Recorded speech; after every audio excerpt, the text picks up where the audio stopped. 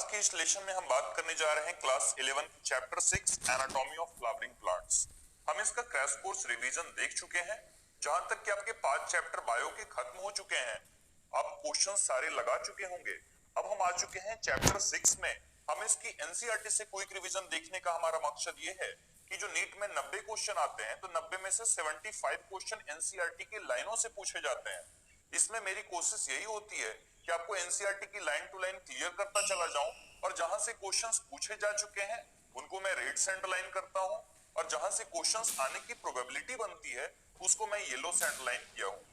तो ये आप देखें ये चैप्टर को अच्छे से लास्ट तक विद इन 30 मिनट्स ये चैप्टर आपकी कंप्लीट हो जाएगी।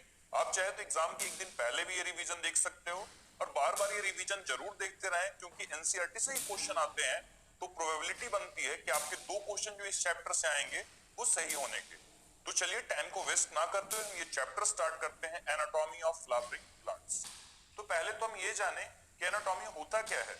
तो एनाटॉमी बायोलॉजी का वो ब्रांच है बॉटनी का जिसमें कि हम किसी भी प्लांट की इंटरनल स्ट्रक्चर के बारे में, इंटरनल ऑर्गेनाइजेशन के बारे में प्लांट ऑर्गन्स की स्टडी करते हैं, उसको प्लांट एनाटॉमी बोलते हैं। फ्लावरिंग प्लांट्स तो आप जानते ही हैं, एंजियोस्पर्म। तो इसमें से जो पहली पैराग्राफ है, ये पहला पैराग्राफ ग्राफ है बिल्कुल। ये क्वेश्चन आपसे पूछा जाएगा कि study of internal structure of plants को क्या बोलते हैं, एनाटॉमी। तो बिल्कुल ये बच्चा टाइप क्वेश्चन लगता है, आने की चांसेस बहुत ही कम है। आगे बढ़े। इस पैराग्राफ में और तो कुछ है नहीं। लास्ट का लाइन आप ये देख सकते हैं, internal structures also show adaptations to diverse environment. कोई भी ट्री किस एनवायरनमेंट में रहा है हम उसके इंटरनल स्ट्रक्चर से देखकर ये पता लगा सकते हैं। नेक्स्ट बात करेंगे हम प्लांट टिश्यूज। ठीक है, तो प्लांट टिश्यूज जो होते हैं आप तो जानते हैं ग्रुप ऑफ सेल्स होते हैं, लेकिन वो कॉमन ओरिजिन के होने चाहिए और उनका फंक्शन कॉमन होना चाहिए। ठीक है, अब टिश्यू को 2 टाइप में डिवाइड किया गया है। किस बेसिस पे कि वो डिवीजन कर पा रहे हैं या नहीं। अगर वो कर पा रहे हैं डिवीजन तो मेरिस्टेमेटिक टिश्यूज में आएंगे। अगर वो डिफरेंशिएशन नहीं कर पा रहे हैं, मीन मैच्योर सेल्स हैं, तो वो परमानेंट टिश्यूज में आएंगे, मींस फुल्ली डिफरेंशिएटेड है। तो चलिए हम मेरिस्टेमेटिक टिश्यू को देखें। तो पहले तो ये टर्म ही जाने, मेरिस्टेमेटिक टिश्यू जो होता है मेरिस्टोज से आया है, जिसका मतलब होता है डिवीजन। ये क्वेश्चन पूछा जा चुका है, एमयू मेडिकल एग्जाम में क्वेश्चन आया हुआ है। ठीक है, तो ग्रोथ जो प्लांट्स में होते हैं तो एक्टिव सेल डिवीजन से होती हैं, तो ये मेरिस्टेमेटिक टिश्यू है। तो ये कहां होती हैं जनरली, तो रूट्स और शूट्स के टिप पे ये होंगी, तो ये एपिकल मेरिस्टेम होती है। मेरिस्टेमेटिक टिश्यू के 3 टाइप होते हैं, एक तो एपिकल मेरिस्टेम, नेक्स्ट है हमारा इंटरकैलरी मेरिस्टेम, और लास्ट होता है हमारा लैटरल मेरिस्टेम। चलिए तो आगे ये पार्ट देखें हम, और कुछ पहले ये डायग्राम है, ये हमारा रूट का डायग्राम है और ये सूट का। इसमें एपिकल मेरिस्टेम को दिखाया गया है, जैसे आप ये रूट कैप देख रहे हो। चैप्टर याद आ रहा होगा मॉर्फोलॉजी ऑफ फ्लावरिंग प्लांट्स, उसमें भी मैंने आपको बताया था कि रूट कैप होता है, फिर मेरिस्टेमेटिक टिश्यूज होते हैं जहां एक्टिव सेल डिवीजन होता है। तो बिल्कुल ये उस तरह के, इसमें कुछ खास जो चीजें हैं वो बता रहा हूं मैं। यहाँ पे एक्सिलरी बर्ड है, एक्सिलरी बर्ड ग्रोथ के दौरान ये पीछे छूट जाता है कुछ पार्ट सेल्स के, तो टिश्यूज के, तो इनको एक्सिलरी बर्ड बोलते हैं। लीफ प्राइमोडियम आगे की ओर ये लिफ्ट जा रहा है। तो ये रूट सूट इंपॉर्टेंट डायग्राम है नहीं उतना। ये बढ़े, जो हम एक्सिलरी बर्ड अभी देखे हैं, सूट एपिकल मेरिस्टेम में जो पीछे छूट जाता है, तो वही पार्ट ये होता है एक्सिलरी बर्ड। एक्सिलरी बर्ड्स जो होते हैं एक्सिल ऑफ लीव्स में प्रेजेंट होते हैं, जो कि ब्रांच और फ्लावर का आगे चलकर फॉर्मेशन करने वाले हैं। वैसे मेरिस्टेम जो मैच्योर टिश्यू के बीच में होते हैं उनको एंटरकैलरी मेरिस्टेम बोला जाता है। जैसे कोई एक ग्रास है, ठीक, तो ग्रास को अपर पार्ट जो है, ग्रास का अपर पार्ट किसी हर्बीवोर ने खा लिया तो फिर से रिजेनरेट करेगा, तो इसमें इंटरकैलरी मेरिस्टेम होता है। ठीक है, तो ये ग्रासेस और रिजेनरेटेड पार्ट्स में ही होते हैं इंटरकैलरी मेरिस्टेम। तो एपिकल मेरिस्टेम और इंटरकैलरी मेरिस्टेम दोनों को मिलाकर बोलेंगे प्राइमरी मेरिस्टेम। ठीक है, आगे बढ़े हम। जो मैच्योर रीजन्स होते हैं किसी भी रूट्स या शूट्स के, तो उनमें होता है lateral meristem. Means mature region में अब तो डिवीजन होना है नहीं, तो उसमें सेकेंडरी या लैटरल मेरिस्टेम उसको बोलते हैं। और एक और नाम खास होता है सिलिंड्रिकल मेरिस्टेम। जो क्वेश्चन यहां से आए हुए हैं कि लैटरल मेरिस्टेम में कौन कौन से पार्ट आते हैं, तो एक तो फेसिकुलर वेस्कुलर कैम्बियम हो गया हमारा, नेक्स्ट है इंटरफेसिकुलर कैम्बियम, और लास्ट है हमारा कॉर्क कैम्बियम। तो फेसिकुलर वेस्कुलर कैम्बियम को ही इंट्राफेसिकुलर कैम्बियम भी बोला जाता है। ठीक है, तो यहां तक हमारा ये पार्ट कंप्लीट हुआ। परमानेंट या मैच्योर सेल्स इनको बोलते हैं। अब जो एपिकल मेरिस्टेम है, तो एपिकल मेरिस्टेम से ही कुछ टिश्यूज का फॉर्मेशन हुआ है, जैसे डर्मल टिश्यूज, ग्राउंड टिश्यूज और वेस्कुलर टिश्यूज। आप आगे चलकर पढ़ेंगे डर्मल सिस्टम, तो उसमें ये चीजें होती हैं क्लियर। तो ये 3 टाइप के हमारे टिश्यू सिस्टम हुए जो एपिकल मेरिस्टेम से ही जिनका ओरिजिन हुआ है। क्वेश्चंस यहाँ पे जो आ चुके हैं ये हमारा खास है, याद रखेंगे आप। आगे बढ़े हम, तो हमने मेरिस्टेमेटिक टिश्यूज देख लिया, अब परमानेंट टिश्यूज की बारी है। तो ये जो परमानेंट टिश्यू होता है, तो परमानेंट टिश्यू में जनरली डिवीजन तो होता नहीं है, और स्ट्रक्चर और फंक्शन अगर इनके सेम है तो ये सिंपल टिश्यूज हैं, अगर डिफरेंट है तो कॉम्प्लेक्स टिश्यूज हैं। नेक्स्ट बात करें हम सिंपल टिश्यूज की, ठीक है। तो सिंपल टिश्यूज में कुछ पार्ट्स आते हैं, जैसे टिश्यूज के कुछ पार्ट्स हैं, जैसे पैरेन्काइमा है, कोलेनकाइमा है और आगे स्क्लेरेन्काइमा है। तो पैरेन्काइमा में आप क्या याद रखोगे कि जो मेजर कंपोनेंट्स होते हैं किसी भी ऑर्गन के, तो वो पैरेन्काइमा ही बनाते हैं। ये फंडामेंटल टिश्यू होते हैं, बहुत ही पुराने, बहुत ही यूनिवर्सल टिश्यू इन्हें बोला जाता है। थिन वॉल्ड होते हैं, इंटरसेलुलर स्पेसेस इसमें होती हैं, प्रेजेंट होती हैं, स्मॉल होंगी, क्लोजली पैक्ड होते हैं ये। जैसे ये आप डायग्राम देख सकते हो पैरेन्काइमा का, कुछ इंटरसेलुलर स्पेसेस हैं कहीं और कहीं नहीं भी हैं, तो वहां पे पैक हैं। तो ये बात पैरेन्काइमा के बारे में। अगर कुछ फंक्शन देखें तो फोटोसिंथेसिस में, स्टोरेज में और सिक्रेशन में इनका जनरली काम होता है। क्वेश्चन तो आज तक यहाँ से नहीं पूछे गए हैं, चांसेस भी थोड़ी ही बनती हैं। ये आगे हमारा इंपॉर्टेंट पॉइंट है कोलेनकाइमा के बारे में। ये आप कोलेनकाइमा देख रहे हैं, कोलेनकाइमा के जो कॉर्नर आपको मिलेंगे यहाँ पे थिकनेस होगी, ये इसकी खास बात है, कॉर्नर पे थिकनेस होती है। डिपोजिशन होता है, थिकनेस के थिकनेस है तो किसी का डिपोजिशन हुआ होगा तभी तो यहाँ पे थिकनेस है। तो हेमिसेलुलोज और पेक्टिन यहाँ पे डिपोजिशन होती है जिसके कारण वो थिक होते हैं। जो कोलेनकाइमा होता है लेयर्स में अरेंज होते हैं एपिडर्मिस के नीचे डाइकोट प्लांट्स में, ये आपको याद रखना है। जब डाइकोट प्लांट्स के बारे में बताऊंगा वहां पे भी कोलेनकाइमा की जिक्र आएगी कि कोलेनकाइमेटस टिश्यू वहां पे प्रेजेंट होती है। इंटरसेलुलर स्पेसेस आप देख रहे होंगे, इसमें बिल्कुल इंटरसेलुलर स्पेसेस नाम की कोई चीज नहीं है, ठीक है। और इसका काम क्या होगा, तो मैकेनिकल सपोर्ट प्रोवाइड करने का काम करता है। चाहे तो ये कोलेनकाइमा चाहे तो स्क्लेरेन्काइमा, दोनों को काम मैकेनिकल सपोर्ट का ही प्रोवाइड करने का होता है। और जो भी यंग स्टेम है, पेट्यूल्स होते हैं लीफ के, तो उनको ये सपोर्ट प्रोवाइड करने में मदद करता है। लास्ट ये हमारा है पार्ट स्क्लेरेन्काइमा। ये देख रहे हैं स्क्लेरेन्काइमा का दो टाइप होता है, एक फाइबर और एक स्क्लेराइड्स, ठीक है। तो जनरली स्क्लेरेन्काइमा जो होते हैं वो डेड होते हैं, मेन मैकेनिकल टिश्यू होता है ये। Long narrow cells, thick lignified walls with pits present होते हैं इसमें। डेड होता है क्योंकि इनमें प्रोटोप्लास्ट होते नहीं हैं। ये तो एक टाइप होता है, फाइबर स्क्लेराइड आपने देख ही लिया। अब इसके कुछ खास पार्ट, ये जो कॉमनली फ्रूट में पाए जाते हैं स्क्लेराइड्स, जैसे वॉल ऑफ नट्स में, pulp of fruits like guava, pear, sapota, ठीक है, seed coats of legumes and leaves of tea. तो ये बातें इंपॉर्टेंट है, अब याद रखेंगे, आने की उम्मीद है क्वेश्चंस, ठीक है। नेक्स्ट हमारा है कॉम्प्लेक्स टिश्यू। सिंपल टिश्यूज के बाद हम आ चुके हैं कॉम्प्लेक्स टिश्यूज में। मींस एक से ज्यादा सेल के बने हुए होते हैं। जनरली इसमें हम जाइलम और फ्लेम के बारे में पढ़ते हैं जो कॉम्प्लेक्स टिश्यूज बनाता है। तो पहली चीज तो हम जाने जाइलम के बारे में। तो जाइलम होता क्या है, तो जाइलम एक कंडक्टिंग टिश्यू होता है जो कि वाटर और मिनरल्स को ट्रांसपोर्ट करने में मदद करता है, ठीक है। जैसे आप देख रहे हैं यहाँ डायग्राम में ट्रेकाइड्स और वेसल्स के डायग्राम दे रखे हैं। तो जनरली जो जाइलम मैकेनिकल स्ट्रेंथ देता है प्लांट के पार्ट्स को, जाइलम में टोटल 4 पार्ट्स पढ़े जाते हैं। एक तो ट्रेकाइड्स, दूसरा है वेसल्स, तीसरा है जाइलम फाइबर्स और चौथा है हमारा जाइलम पैरेन्काइमा। जो शुरू के 3 आप देख रहे हैं ये डेड होते हैं, सिर्फ जाइलम पैरेन्काइमा ही जो होता है ये लिविंग होता है। यह बात याद रखेंगे। नेक्स्ट हमारी बात आती है ट्राइकाइड्स के बारे में। जो आप ये डायग्राम देख रहे हैं, ये डायग्राम इस बार चेंज करी गई है। पिछली बार एक कलर कुछ दूसरी थी, इस बार ये कलर ब्लू कलर में इसका यूज किया गया है। काफी अट्रैक्टिव लग रहा है ये डायग्राम।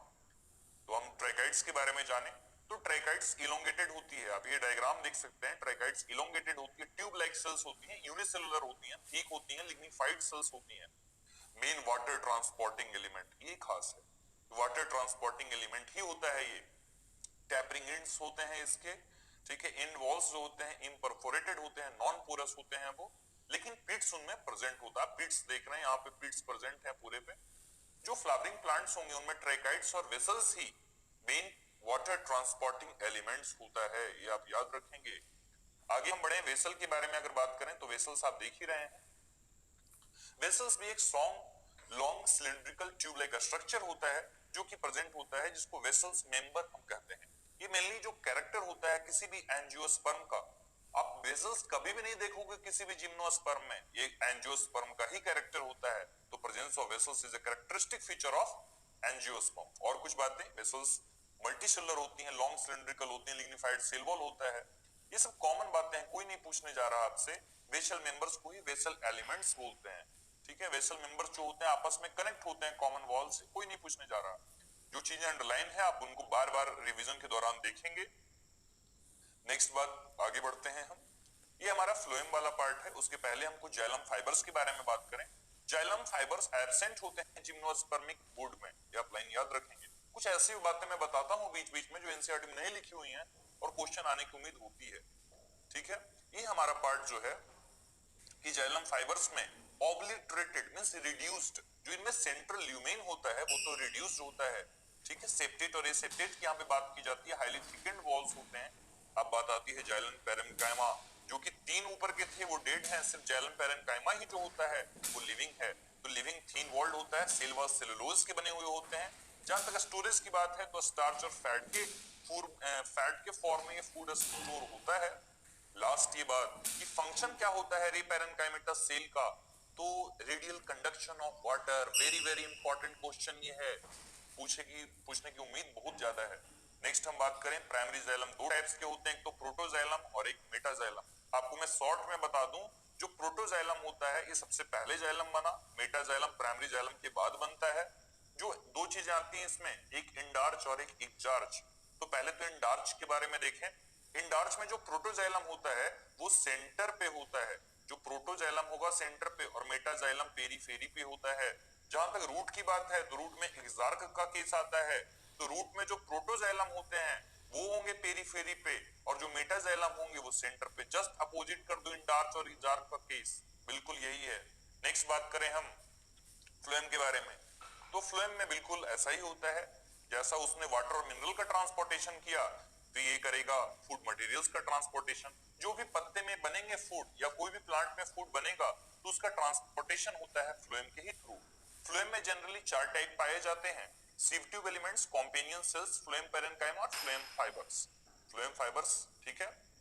तो जिम्नोस्पर्म हैव एल्बुमिनस सेल्स और सीव सेल्स। तो मैं आपको ये चक्कर बताता हूँ, ये चक्कर क्या है। जो शुरू में आपने देखा sieve tube elements, companion cells और फ्लेम पैरेन्काइमा और फ्लेम फाइबर्स, ये एंजियोस्पर्म के बारे में लिख रखा होता है। लेकिन जो जिम्नोस्पर्म होता है, तो जिम्नोस्पर्म में क्या क्या प्रेजेंट है आप सुने ध्यान से। जिम्नोस्पर्म में सीव सेल्स प्रेजेंट है सीव ट्यूब एलिमेंट्स की जगह, इसमें एल्बुमिनस सेल्स है कॉम्पेनियन सेल्स की जगह, phloem parenchyma as same as, phloem fibre as same as, ठीक है, जो एंजियो में होता है प्रेजेंट। तो खास यहाँ पे है जो कॉम्पेनियन सेल्स होती हैं वो एल्बुमिनस सेल के एनोलॉगस होती हैं, समझ चुके होंगे आप। अब पहली चीज हम बात कर रहे हैं सीव ट्यूब एलिमेंट्स के बारे में। तो सीव ट्यूब एलिमेंट्स लंबे होते हैं, लॉन्ग होते हैं, ट्यूब लाइक होते हैं, परफोरेटेड होते हैं, सीव प्लेट्स वगैरह होती है उनमें, ठीक है। नेक्स्ट हम बात करें इसमें फंक्शन क्या होता है सीव ट्यूब एलिमेंट्स का, ये हमारा खास है। तो सीव ट्यूब एलिमेंट्स का फंक्शन है कि फूड मटेरियल्स का ट्रांसपोर्ट करना हायर प्लांट्स में, जो मेन फंक्शन होता है किसी भी फ्लोएम का। तो आप तो बोल सकते हो फ्लोएम में तो 4 हैं, तो मेन फंक्शन तो सीव ट्यूब एलिमेंट्स का है, तो बिल्कुल हाँ, सबके अपने अपने फंक्शन बंधे हुए हैं। आप आगे देखिए कॉम्पेनियन सेल्स के बारे में। जो कॉम्पेनियन सेल्स होते हैं, तो कॉम्पेनियन सेल्स किसी भी एंजियोस्पर्म के कैरेक्टर होते हैं। नेक्स्ट स्पेशलाइज्ड पैरेन्काइमेटस सेल्स इनमें प्रेजेंट होता है, पीट फील्ड्स इनमें प्रेजेंट होते हैं। पीट फील्ड्स का काम क्या होता है कि वो सीव ट्यूब एलिमेंट्स को और कॉम्पेनियन सेल्स को आपस में कनेक्ट करने का काम करे। इससे आपको ये भी पता चल गया होगा कि कॉम्पेनियन सेल्स और सीव ट्यूब एलिमेंट्स दोनों साथ मिलकर काम करते हैं, तो बिल्कुल हाँ। अब फंक्शन क्या होता है, तो पहला फंक्शन ये प्रेशर ग्रेडियंट को मेंटेन करने में काम आता है, क्योंकि फूड को बहुत दूर तक पहुंचाना होता है, और ये प्रोवाइड भी करता है एनर्जी सीव ट्यूब एलिमेंट्स को कि एक्टिव ट्रांसपोर्ट करो तुम प्लांट, ठीक है। यहां तक बातें हो चुकी हैं। अब है फ्लोएम पैरेन्काइमा। अच्छा, इसमें मैं बताना भूल गया कि जो सीव ट्यूब एलिमेंट्स और कॉम्बिनियन सेल्स फ्लोएम पैरेन्काइमा ये लिविंग होते हैं, सिर्फ फ्लोएम फाइबर से इसमें डेड होगा। अब तो सिंपल सा गाना, कहीं भी फाइबर है डेड बोल दूं, हाँ बोल दो डेड, ठीक है। नेक्स्ट फ्लोएम पैरेन्काइमा, ये जनरली एब्सेंट होती है मोस्ट ऑफ द मोनोकॉट्स में, ये आप बात याद रखेंगे। और सब सिंपल सी ऐसी बातें हैं। फ्लोएम पैरेन्काइमा सिर्फ मोनोकॉट्स में एब्सेंट है, ये याद रखिए, ये जो पार्ट लिखा हुआ है यहाँ पे। नेक्स्ट है फ्लोएम फाइबर्स के बारे में। फ्लोएम फाइबर्स को बास्ट फाइबर्स भी बोला जाता है, जनरली स्क्लेरोकाइमेटस सेल्स के बने हुए होते हैं। जनरली ये एब्सेंट होते हैं प्राइमरी फ्लोएम में, लेकिन ये सेकेंडरी फ्लोएम में प्रेजेंट होते हैं। मैकेनिकल सपोर्ट प्रोवाइड कराने का काम बहुत अच्छा होता है, जैसा कि आप स्क्लेरोकाइमा का काम जानते हैं। नेक्स्ट है इलोंगेटेड होता है, अनब्रांच्ड होता है, पॉइंटेड होता है, नीड लाइक एपेक्स होते हैं, इसके सेल वॉल थिक होता है, ठीक है। हम आगे बढ़े तो कुछ बात पता चलती है कि हाँ, फ्लोएम फाइबर जो जूट के हैं, फ्लेक्स के हैं और हेम्प के हैं, इनका कॉमर्शियल पर्पस के लिए यूज किया जाता है। अब जो मैंने बताया था आपको प्राइमरी फ्लोएम, प्रोटोजाइलम, मेटाजाइलम, तो यहाँ पे प्रोटोफ्लोएम और मेटाफ्लोएम है। तो सिंपल सा वही केस है कि जो पहले बना फ्लोएम उसको बोल दिए प्रोटोफ्लोएम, जो बाद में बना उसको मेटाफ्लोएम बोल दिया। ठीक है, तो जो प्रोटोफ्लोएम होते हैं उनमें नैरो सिप ट्यूब्स होती हैं, मेटाफ्लोएम्स में बिगर सिप ट्यूब्स होती हैं। एक और लाइन आप याद रखेंगे कि ट्रैकिया, जो ट्रैकिड्स है, ये जो ट्रैकिड्स है और इसके अलावे और भी जो ट्रैकियरी एलिमेंट्स हैं, तो इन परफोरेशन में मींस उनमें पोरस में ये दोनों आपस में डिफर करते हैं। Tracheids differ from other tracheary elements in being imperforate. अब बात आती है हमारे टिश्यू सिस्टम के बारे में। तो टिश्यू सिस्टम जनरली ये तीन तरह के होते हैं। ये किस बेसिस पे डिवीजन किया गया? तो मेनली स्ट्रक्चर के बेसिस पे और लोकेशन के बेसिस पे और फंक्शन के बेसिस पे इसको तीन टाइप में डिवाइड किया गया है। ये एपिकल मेरिस्टेम से ही बने हुए होते हैं टिश्यू सिस्टम, मैंने आपको पहली दूसरे पेज में बताया है। तो पहला है हमारा एपिडर्मल टिश्यू सिस्टम। ये जो क्लासिफिकेशन है ना, वॉन सैक्स ने इसके बारे में बताया था। एपिडर्मल टिश्यू सिस्टम एपिडर्मल है तो सबसे आउटर मोस्ट ही होगा। इसमें आएंगे क्या क्या वो खास है, एपिडर्मल सेल्स आएंगे, स्टोमेटा आएगा, एपिडर्मल एपेंडेजेस आएंगे। एपिडर्मल एपेंडेजेस में ट्राइकोम्स और हेयर्स आते हैं, ये आप याद रखेंगे। पहले हम बात करते हैं एपिडर्मिस के बारे में। तो सबसे आउटर मोस्ट ये कवरिंग होती है किसी भी प्लांट की। ठीक है, प्राइमरी प्लांट बॉडी इलोंगेटेड होता है, कॉम्पैक्टली अरेंज सेल्स होते हैं, लार्ज वैक्यूल होता है, साइटोप्लाज्म बहुत ही कम। ये सब बात कॉमन थी। क्यूटिकल के बारे में कुछ खास बात कि जो क्यूटिकल है तो क्यूटिकल सबसे पहले एब्सेंट होती है रूट्स में, ये खास बात है। क्यूटिकल का काम होता है कि वो लॉस ऑफ वाटर को बचा सके, कि पानी का ज्यादा से ज्यादा लॉस ना हो। एपिडर्मिस पे जनरली ये प्रेजेंट होता है, वैक्स से थिक लेयर होता है। ठीक, नेक्स्ट बात है स्टोमेटा के बारे में। तो स्टोमेटा के बारे में तो आप जानते ही हैं कि एपिडर्मिस में प्रेजेंट होता है, काम है ट्रांसपायरेशन और गैसियस एक्सचेंज करना O2 और CO2 का। ठीक है, नेक्स्ट है हमारा इसमें गार्ड सेल्स। तो गार्ड सेल्स के बारे में कुछ बातें आती हैं कि गार्ड सेल्स के शेप अलग अलग हो सकते हैं। जैसे गार्ड सेल्स में जो क्लोरोप्लास्ट होती हैं, तो क्लोरोप्लास्ट जनरली क्या करेंगे, फोटोसिंथेसिस में हेल्प करती हैं। तो इनके पास कुछ जो खास चीजें हैं, जैसे गार्ड सेल्स में डंबल शेप ये मिलता है। गार्ड सेल्स में जो आपको मिलेंगे, गार्ड सेल्स जो डंबल शेप का होता है, तो ये जनरली मोनोकॉट्स में ऐसे देखे जाते हैं, डंबल शेप। ठीक है, और बीन शेप के देखे जाते हैं डाइकॉट में। तो ये डंबल और बीन शेप याद रखेंगे आप। अब आगे हम देखें तो कुछ जो, जैसे आप देखो डायग्राम, ये क्वेश्चन आया हुआ है एग्जाम में। जैसे बीच में आप स्टोमेटल पोर देख रहे हो, इसकी जो पास है वो गार्ड सेल्स हैं। गार्ड सेल्स के बीच में जो है क्लोरोप्लास्ट है, और जो गार्ड सेल्स को चारों तरफ से घेर रखा है वो सब्सिडरी सेल्स हैं। ये सब्सिडरी सेल्स के बारे में पूछा गया था, नहीं तो मैंने कर रखा है अंडरलाइन, आप देखेंगे इसे। और लास्ट जो हमारा पार्ट होता है वो होता है स्टोमेटल एपेरेटस। तो स्टोमेटल एपेरेटस में कौन सी चीजें आती हैं? तो पहला तो स्टोमेटल अपर्चर, नेक्स्ट है गार्ड सेल्स, और लास्ट है हमारा सब्सिडरी सेल्स। तो ये पार्ट आती हैं स्टोमेटल एपेरेटस। ये डायग्राम आप देख रहे हैं, बीन शेप इसमें है और डंबल शेप, इसमें बीन शेप और इसमें डंबल शेप। मींस ये है हमारा डाइकॉट और ये है हमारा मोनोकॉट। नेक्स्ट हम बात करेंगे रूट हेयर्स के बारे में। तो जो रूट हेयर्स होते हैं वो यूनिसेलुलर होते हैं, और जो ट्राइकोम्स होते हैं वो मल्टीसेलुलर होते हैं। रूट हेयर रूट सिस्टम से निकलेंगे, ट्राइकोम्स ये शूट सिस्टम से निकलेंगे। ये ब्रांच्ड भी हो सकते हैं, अनब्रांच्ड भी हो सकते हैं। मेनली अब तो काम याद रखो ट्राइकोम्स का, ये वाटर लॉस को प्रिवेंट करता है ट्रांसपिरेशन के दौरान, और ये जो है रूट हेयर्स वाटर और मिनरल्स को एब्जॉर्ब करने का ये काम करता है। आगे देखें हम ground tissue system, very very important. तो ग्राउंड टिश्यू सिस्टम में कौन से पार्ट पूछे जाते हैं? तो ग्राउंड टिश्यू सिस्टम में सारे पार्ट आते हैं। आप सिर्फ एपिडर्मिस और वैस्कुलर बंडल को अगर छोड़ दो तो जितने भी पार्ट बच गए, मींस कहें तो hypodermis, general cortex, endodermis, pericycle, pith, medullary race वगैरह सारे आते हैं ग्राउंड टिश्यू के अंदर। तो आप कैसे याद रखोगे इसको? तीन टिश्यू सिस्टम होते हैं, epidermal tissue system, ground tissue system और वैस्कुलर। तो सिर्फ एपिडर्मिस और वैस्कुलर ये दोनों को छोड़ दो, सारे आएंगे ग्राउंड टिश्यू सिस्टम में ही आएंगे। ठीक है, तो तीन सिंपल टिश्यूज जिसमें होती हैं, पैरेन्काइमा, पोलेनकाइमा और स्क्लेरेन्काइमा। नेक्स्ट आगे बात करें मेसोफिल के बारे में। तो मेसोफिल क्या होता है? थिन वॉल्ड होते हैं, क्लोरोप्लास्ट होते हैं इनके सेल्स में। टिश्यू जो होती है इनमें अपर और लोअर एपिडर्मिस के बीच में प्रेजेंट होता है, पैरेन्काइमा का बना हुआ होता है। इतना याद रखो, काम चल जाएगा। नेक्स्ट है हमारा vascular tissue system, very very important. तो वेस्कुलर टिश्यू सिस्टम में दो चीजें आती हैं, फ्लोएम और जाइलम, जो कि कॉम्प्लेक्स टिश्यूज हैं। आपने देखा अभी वेस्कुलर बंडल के जनरली दो टाइप्स होते हैं। आप तो पहले ये फोटो देखो, ये जो पहला आप देख रहे हैं ये रेडियल है, रेडियल वेस्कुलर बंडल। और जो नेक्स्ट आप देख रहे हैं ये कंजॉइंट क्लोज्ड है और ये कंजॉइंट ओपन है। ठीक है, तो आप कंजॉइंट क्लोज्ड और कंजॉइंट ओपन देख रहे हैं, तो सबसे पहले तो आप रेडियल देखो।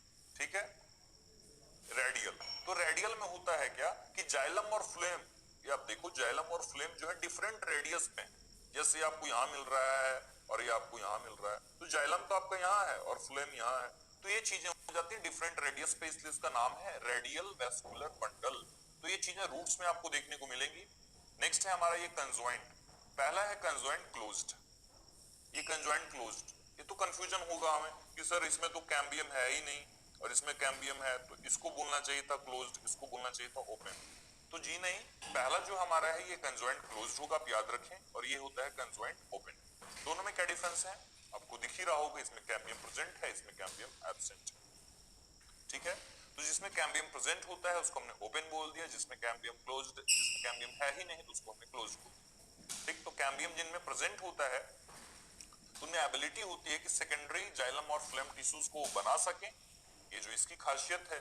और जहां तक कैम्बियम क्लोज्ड वाली की बात है जिसमें कैम्बियम एब्सेंट होती है, तो डोंट फॉर्म सेकेंडरी टिश्यूज, ये मोनोकोटस स्टेम इसमें आते हैं एग्जांपल। और जिनमें कैम्बियम प्रेजेंट होता है डाइकोटस स्टेम्स और लिप्स आते हैं इसमें।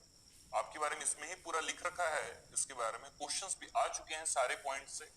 आपकी एग्जांपल्स अभी तक नहीं पूछे गए हैं, एग्जांपल्स के चांसेस हैं पूछे जाने की, तो आप याद रखेंगे।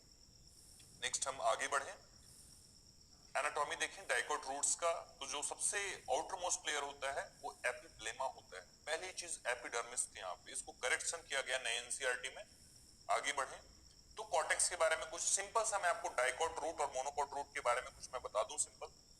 जो वेस्कुलर बंडल होता है तो डाइकोट रूट में 2 से 4 मिलेगा और मोनोकोट रूट में मोर देन 6 मिलते हैं, पॉलीआर्क का कंडीशन होता है।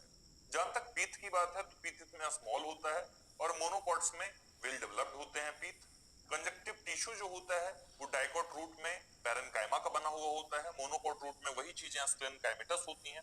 सेकेंडरी ग्रोथ इसमें नहीं होगा और मोनोकोट रूट्स में नहीं होगा।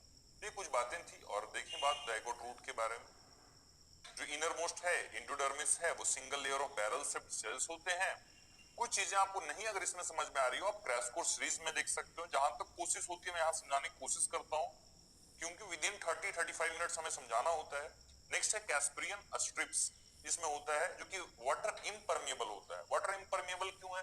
क्योंकि उनमें डिपोजिशन होता है सुबेरिन वगैरह का, तो इसलिए वाटर इम्परमिएबल होते हैं। ये सब पूछी नहीं जाती हैं चीजें, आप सिर्फ याद रखेंगे ऐसे ही। ये पेरिसाइकिल हमारा हो गया। कंजक्टिव टिश्यू हमारा खास है, जो भी पैरेन्काइमेटल सेल्स जाइलम और फ्लेम के बीच में होते हैं उनको कंजक्टिव टिश्यू बोलते हैं। लास्ट है हमारा इंपॉर्टेंट पार्ट अस्टील। अस्टील से जो क्वेश्चन पूछा गया है, अस्टील में कौन कौन से पार्ट आते हैं? तो जितने भी पार्ट्स, जितने भी टिश्यूज जो एंडोडर्मिस के अंदर हैं वो सारे अस्टील के अंदर आते हैं। तो अस्टील के अंदर आती कौन कौन सी पार्ट हैं? तो पेरिसाइकिल, वेस्कुलर बंडल और पीथ, ये आएंगे स्टील के अंदर। मोनोकोट रूट के बारे में आप जो पॉइंट देख चुके हैं, पॉलीआर्क का कंडीशन होता है, पीथ वेल डेवलप्ड होता है, मोनोकोट रूट्स में सेकेंडरी ग्रोथ होता ही नहीं।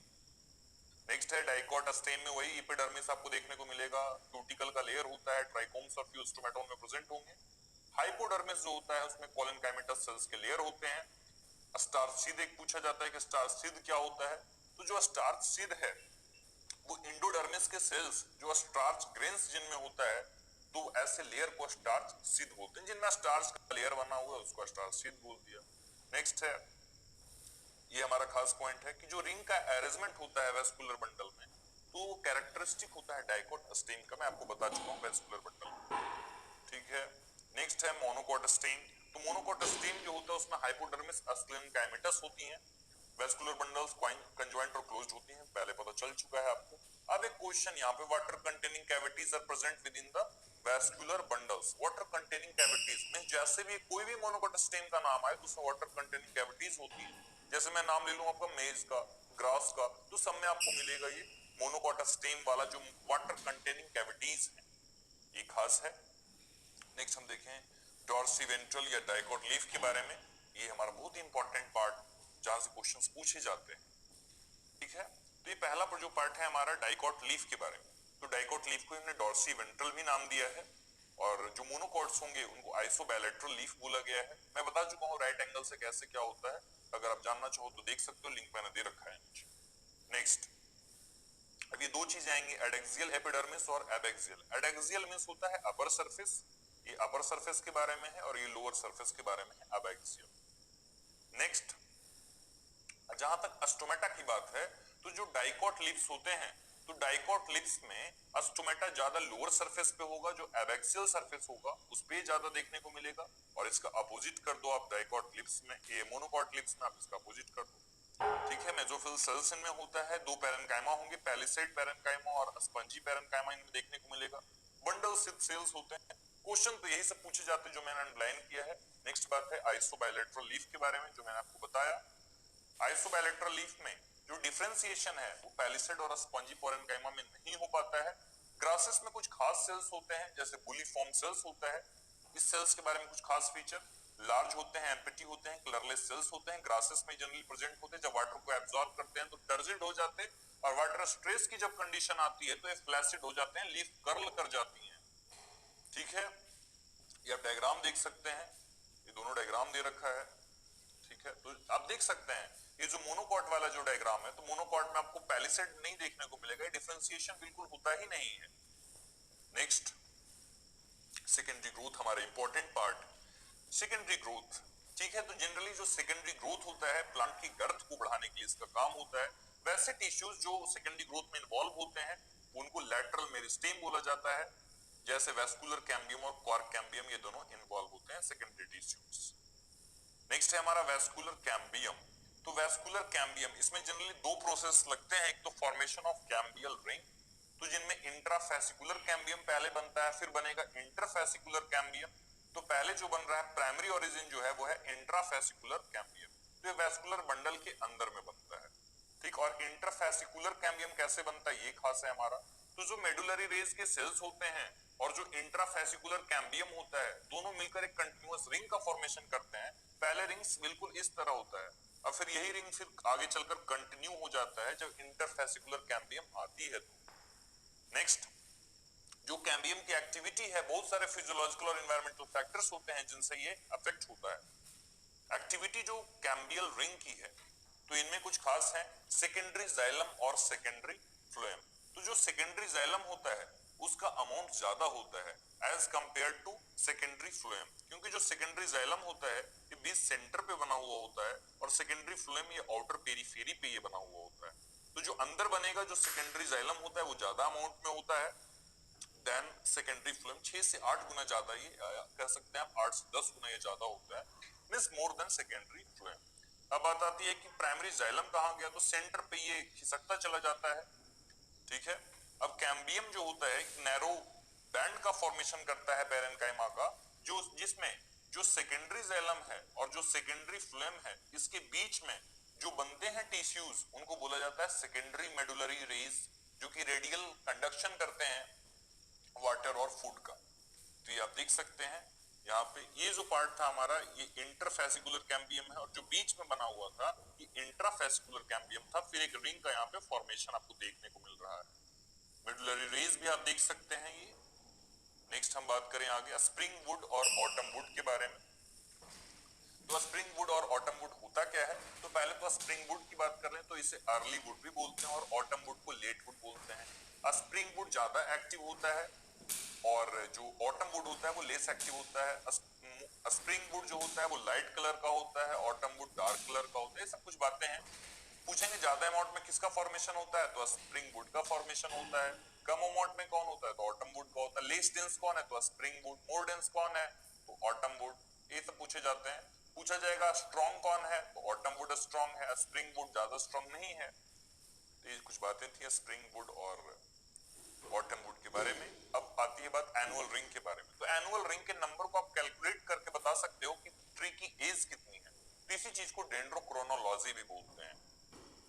नेक्स्ट है हमारा हार्डवुड और सैपवुड। तो हार्डवुड और सैपवुड होता क्या है, तो ये हार्डवुड ज्यादा इंपॉर्टेंट है एज कंपेयर टू सैपवुड। तो हार्डवुड के बारे में आप जाने कि डार्क कलर, एक डार्क ब्राउन कलर का जो वुड होता है ये हार्डवुड होता है, और जो सैपवुड होता है लाइट कलर का होता है। जहां तक आपसे पूछा जाएगा फर्नीचर्स बनाने में किसका यूज किया जाता है, हार्डवुड का। इसका कोई काम ही नहीं है, लाइटर होता है, और लिविंग सेल्स इनमें होते हैं प्रेजेंट। वाटर और मिनरल्स का ये ट्रांसफर करते हैं रूट से लेकर लीफ तक, और हार्डवुड होता है डेड एलिमेंट्स के बने हुए होते हैं, लिग्निफाइड सेल्स के बने हुए होते हैं, हैवियर होता है, हार्ड होता है, ड्यूरेबल होता है, रेसिस्टेंट टू इंसेक्ट्स होते हैं। ये वाटर और मिनरल्स का ट्रांसफर करते ही नहीं है। इनमें एक खास चीज होता है टाइलोज, जो मैंने आपको बताया था कि जो बैलून लाइक स्ट्रक्चर्स का फॉर्मेशन होता है वेसल्स के बीच, उसको टाइलोज बोलते हैं। ऑर्गेनिक कंपाउंड्स का डिपोजिशन होता है हार्डवुड में। तो ये सब चीज मैंने बता दिया है। नेक्स्ट है कॉर्क कैम्बियम के बारे में। कॉर्क कैम्बियम ये हमारा खास है। तो कॉर्क कैम्बियम में क्या चीजें इन्वॉल्व होती है ये हमारा खास है। तो एक तो फेलोजेन, नेक्स्ट है फ्लेम, और तीसरा है फेलोडर्म। ये मिलाकर आपका बना है ये पेरिडर्म। तो फेलोडर्म को आप सेकेंडरी कॉर्टेक्स भी बोल सकते हो, फ्लेम को कॉर्क भी बोल सकते हो, और कॉर्क कैम्बियम फेलोजेन एक ही चीज है। क्वेश्चन क्या पूछा गया था इसमें, जो बॉटल कॉर्क होती है तो बॉटल कॉर्क में क्या लगाया जाता है, तो फेलोजेन ही लगाया जाता है बॉटल कॉर्क में, जो कि क्वेर्कस सुबेर के लकड़ी से बनी हुई होती है।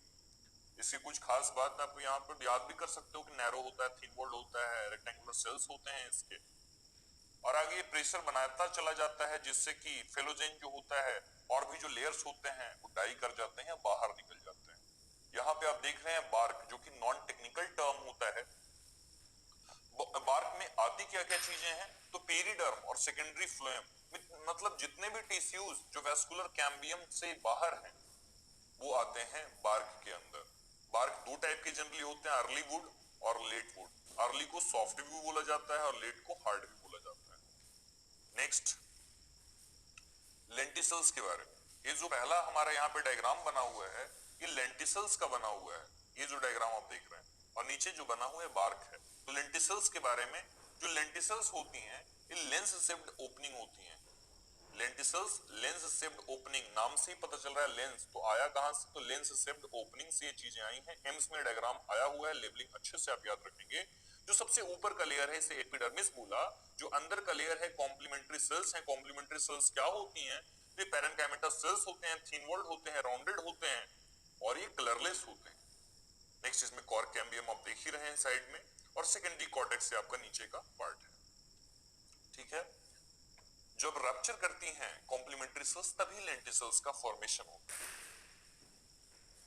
ठीक है, लेंटिसल्स का काम क्या होता है, तो गैसियस एक्सचेंज में मदद करते हैं आउटर एटमॉस्फेयर से, और इंटरनल स्टीम जो होता है टिश्यू का उससे ये मदद करते हैं। मोस्टली वुडी ट्रीज में आपको लेंटिसल्स देखने को मिलेंगे, जैसा कि आप देख रहे हैं इसमें बीच में लेंस टाइप के सेल्स मिल रहे हैं। ठीक है, लास्ट है हमारा ये part secondary growth in roots. तो सेकेंडरी ग्रोथ जो होता है रूट्स के, तो इनमें जो वैस्कुलर कैम्बियम होता है तो सेकेंडरी ओरिजिन होता है, ये आप याद रखेंगे बात। और जो क्वेश्चन पूछा गया है यहाँ से कि प्रोटोजाइलम, प्रोटोजाइलम के बारे में यहाँ एक बात पूछी जाती है। क्या एक मैं आपको क्वेश्चन पूछ रहा हूँ कि जो जैसे मैं एक डाइकोट अस्टेम आपके सामने रख रहा हूँ, तो डाइकोट अस्टेम जैसे मैं एक क्वेश्चन बोल रहा हूँ जो क्वेश्चन एग्जाम में पूछा गया है, 1 मिनट, जैसे देखो, which of the following anatomical structures will use to distinguish between the two। एक डाइकोट स्टेम है और एक डाइकोट रूट है, तो इसमें दोनों में डिफरेंसेस आप कैसे लगा सकते हो। आपके पास है सेकेंडरी जाइलम, सेकेंडरी फ्लोएम, और कॉर्टिकल सेल्स, और प्रोटोजाइलम। तो जो प्रोटोजाइलम ही होता है जो डाइकोट स्टेम और डाइकोट रूट दोनों के बीच में डिफरेंस पैदा कर सकता है। क्वेश्चन दो बार पूछी गई है नीट में, एक तो पहले एआईपीएमटी में आई थी, एआईपीएमटी 2014 में आई है, और एक पहले भी एआईपीएमटी में ये क्वेश्चन 2009 में पूछी जा चुकी है। तो ये इंपॉर्टेंट पार्ट होता है हमारा प्रोटोजाइलम। तो प्रोटोजाइलम ये आपको रूट्स में देखने को मिलेगा, डाइकोट रूट्स में, ये आप देख चुके हैं। और ये जो कुछ खास बातें सेकेंडरी ग्रोथ के बारे में कि मोनोकॉट्स में तो होते ही नहीं है, इसलिए ग्राफ्टिंग इनमें पॉसिबल भी नहीं होता due to absence of cambium. Dicot roots में एनुअल रिंग एब्सेंट होते हैं, और जनरली स्टेम और रूट्स जिम्नोस्पर्म में ही होता है सेकेंडरी ग्रोथ। ठीक है, अब बात आती है कि कोई वुडी डाइकोट स्टेम है, तो वुडी डाइकोट स्टेम में सबसे पहला पार्ट क्या आएगा, बाहर की तरफ, पेरीफेरी से अगर हम सेंटर की तरफ अगर हमें जाना है तो सबसे पहला पार्ट क्या आएगा, तो flame, next secondary cortex, next secondary flame, और लास्ट हमारा पार्ट ये जो बचेगा वो वुड होगा। ये हमारी पार्ट थी पूरी complete anatomy of flowering plant, जो कि विद इन 35 मिनट्स हो चुका है। ये इससे दो क्वेश्चंस पूछे जाएंगे। अब सारे क्वेश्चंस आप इसके लगा सकते हो जो एनसीईआरटी बेस्ड होते हैं। तो अगर अभी तक आपने सब्सक्राइब नहीं किया है तो सब्सक्राइब कर लीजिए।